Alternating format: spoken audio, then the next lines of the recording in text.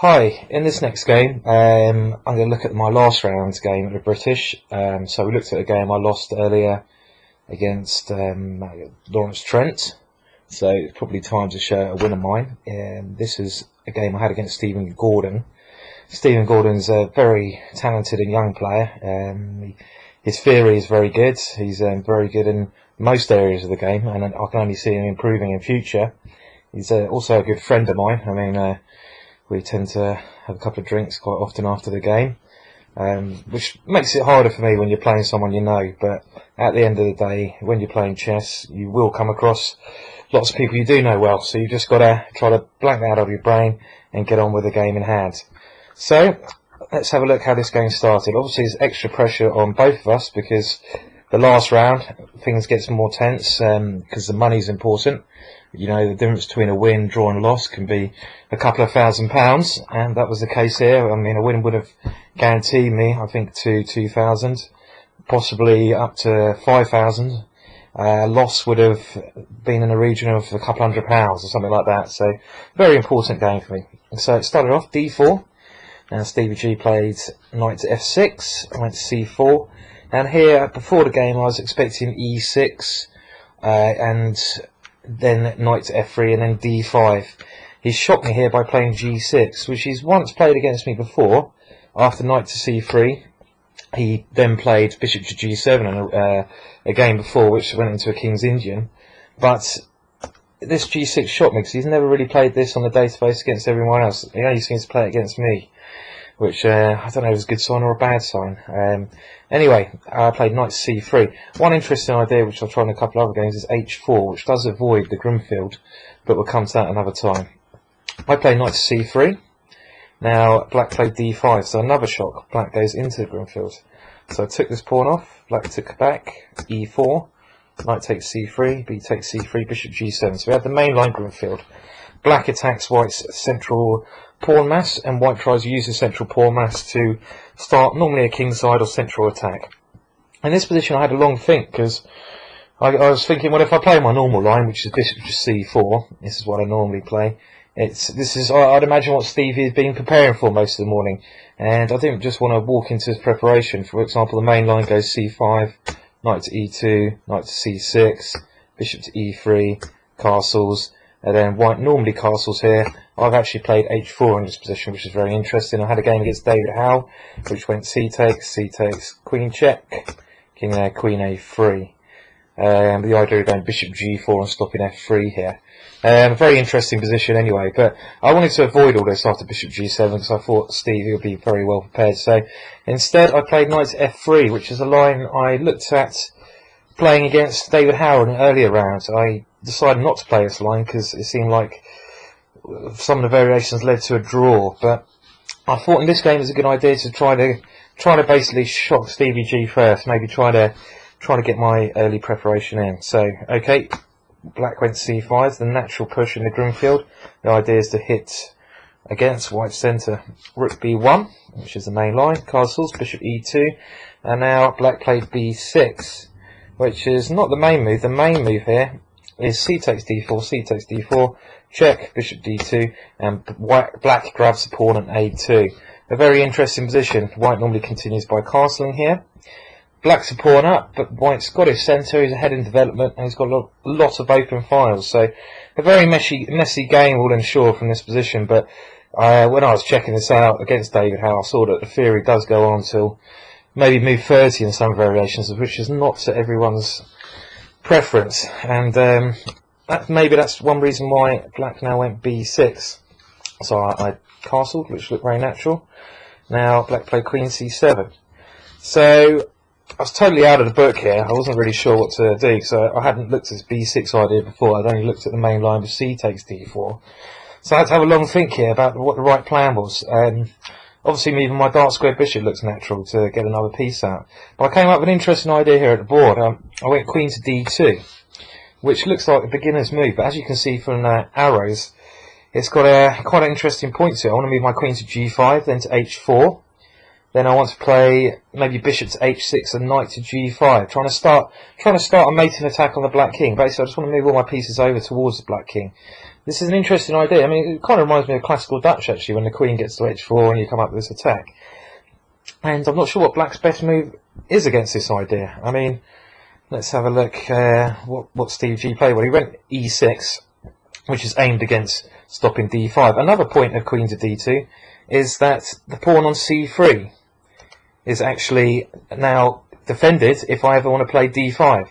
And d5 is quite a useful move for me to play. I want to go d5 and then c5. Both of these moves look very good. If I can get those moves in, I've got a very good centre. So another point to queen d2 was this d5 idea. So Stevie went e6, trying to sort of, doesn't stop me from going d5, but it does put a bit of extra pressure on that square. So now I played a waiting move. If I go queen to g5 straight away, this allows black to play c takes d4, c takes queen to c2, which is a nasty little tactic for me. For example, rook d2, queen takes e4, and black's just want a safe pawn here. So I've got to avoid that. Another idea I was thinking of at the time is h4, which looks a bit crazy, but now black's gone e6. Black's bishop can't come to g4, so I just want to soften up black's king side with this move, and just to try to attack some squares around the king side. So h4, another interesting idea. But I start with rook to d1, which I think is a good move. It basically waits to see what black does, and the rook's always good on d1, because now my plan is just to push this pawn and control some good squares. So that d pawn can become very dangerous. So black now played rook to d8, which is a mistake because it allows me to play queen to g5. Queen to g5 is a very good move. It attacks a black rook. So it makes it a bit hard for black. Has to be a bit careful about this rook on d8 and a number of lines.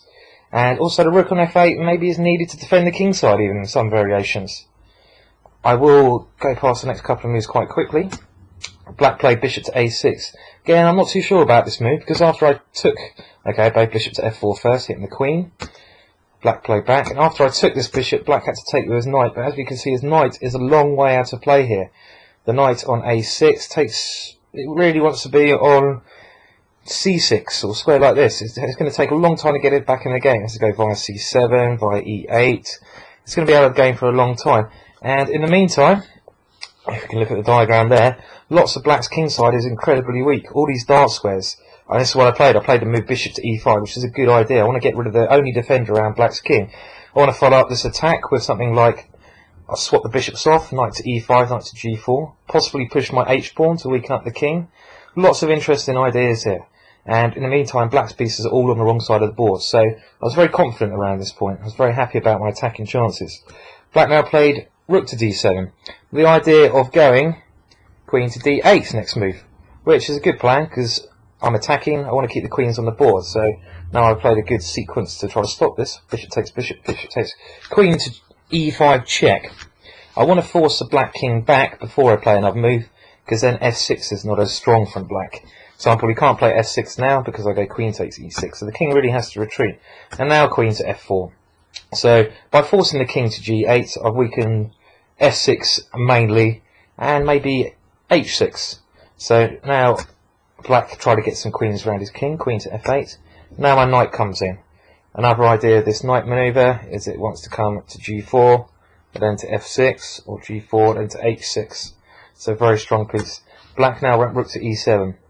My next move is okay, it's not a mistake, but I think if I had this position again, I would have chosen rook to d3. Again, as you can see from the diagrams, I've got some good attacking chances here.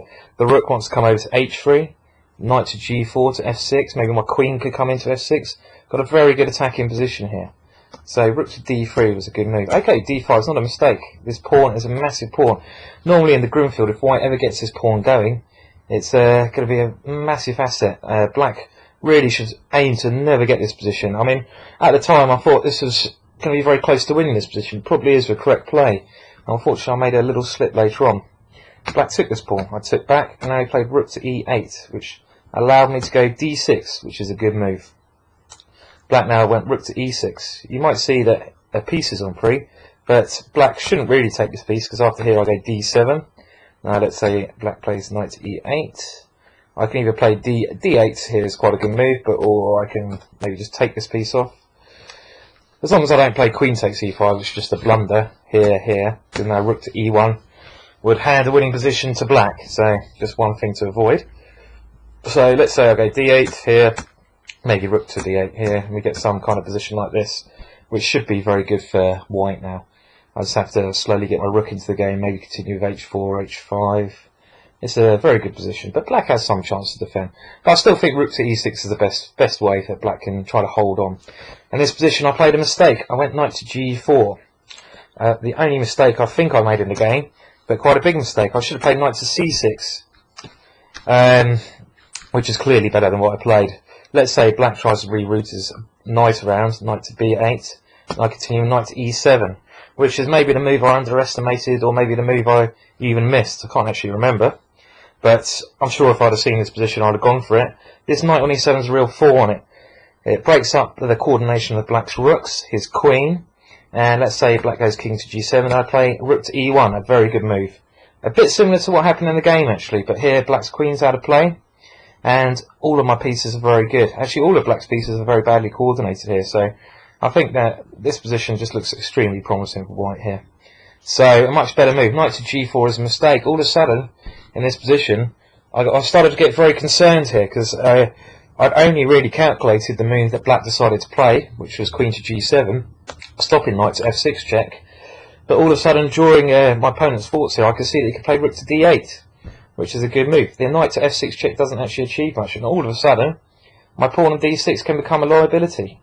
So, I was very annoyed here. Fortunately for me, it really looked like Stevie G's body language wasn't that happy either.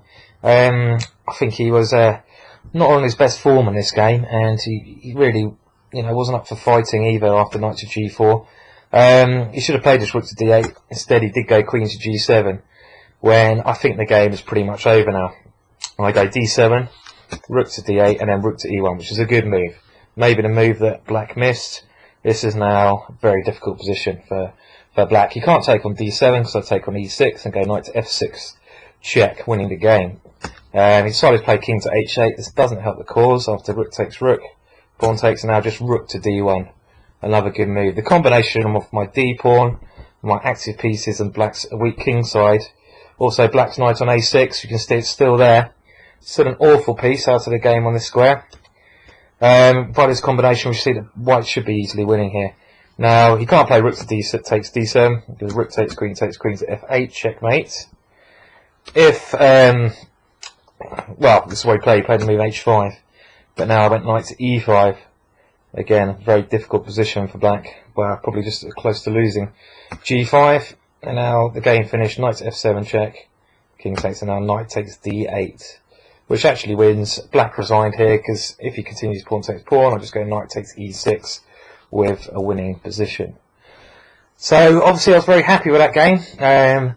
Mark Hedman, who I was sharing a place with, came up to me after the game as he was still playing, asked me how I got on. I think he was secretly hoping that I had a quick draw, because then that gives him a chance to get second outright.